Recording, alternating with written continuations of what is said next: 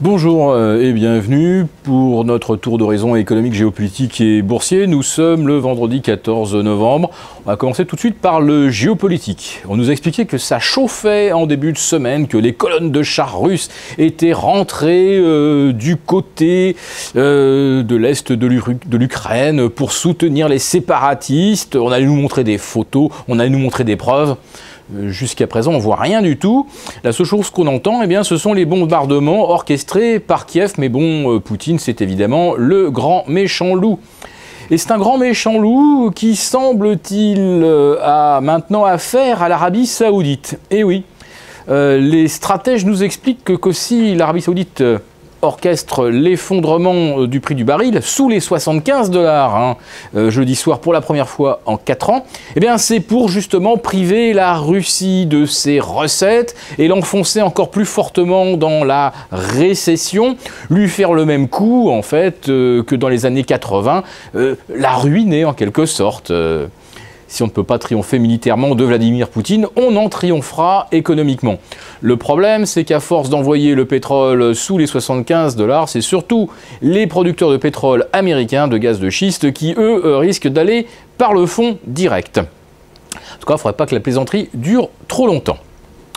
Nous sommes le vendredi, c'est aussi la journée des bilans. Alors, baba pour la semaine sur les places européennes, le bilan, c'est zéro. À l'instant où je vous parle, le CAC 40 gagne 0,15%. La performance hebdomadaire, c'est 0,15. Si ce soir, c'est moins 0,5, ça sera moins 0,5, etc. Les places européennes qui ne parviennent donc pas à se caler dans la roue de Wall Street, qui en revanche pulvérise record sur record, avec un 25e plus haut historique pour l'année 2014 sur le Dow Jones, qui s'est hissé hier au-delà des 17 700. On a vu également le S&P atteindre 2046. 4 petits points, 0,10% de l'objectif de Goldman Sachs. Le Nasdaq s'adjuge plus 0,3 et refranchit les 4007 pour la première fois depuis mars 2000.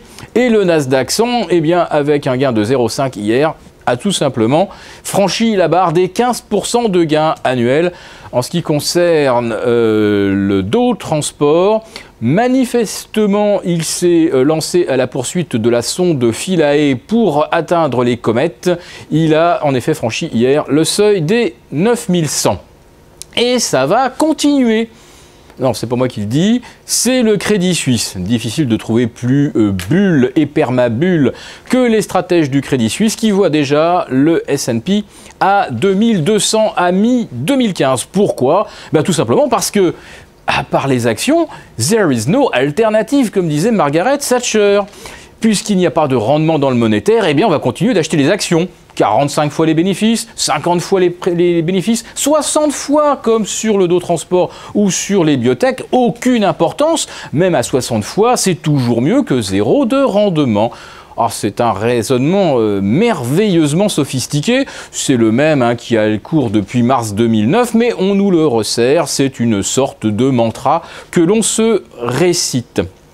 Alors pourquoi est-ce que le Crédit Suisse pense que les cours vont continuer de grimper ? Tout simplement parce que si la Fed a cessé d'injecter, la Banque centrale du Japon a pris le relais et la BCE en fait autant avec ses 1000 milliards d'euros promis d'ici mi-2017.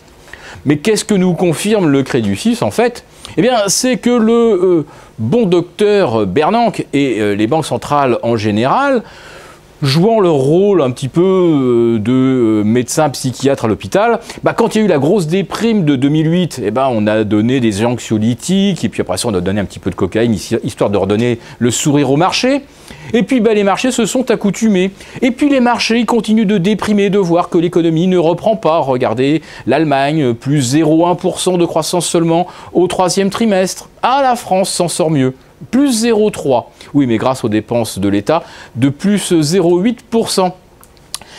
L'Europe, elle affiche une croissance de 0,8. On attendait 1,4 en début d'année. Donc, oui, le marché déprime le pauvre. Alors, il demande « Docteur, docteur, donnez-moi encore plus de drogue, s'il vous plaît, je me sens pas bien. » Et puis, à un moment, il y a le docteur qui va peut-être dire à monsieur le marché « Mais au fait, là, l'économie, les bons choix, les bons arbitrages, c'est pas vous qui devriez donner les bonnes orientations ? Ah bah moi je peux pas, je suis complètement drogué, vous comprenez. Et donc voilà dans quel système nous sommes aujourd'hui enfermés. Alors le Crédit Suisse nous dit que ça va continuer. Je pense moi qu'à 17 700 sur le Dow Jones. Et alors qu'on vient de reprendre 12% en ligne droite, on est mûr pour une bonne consolidation, voire mieux.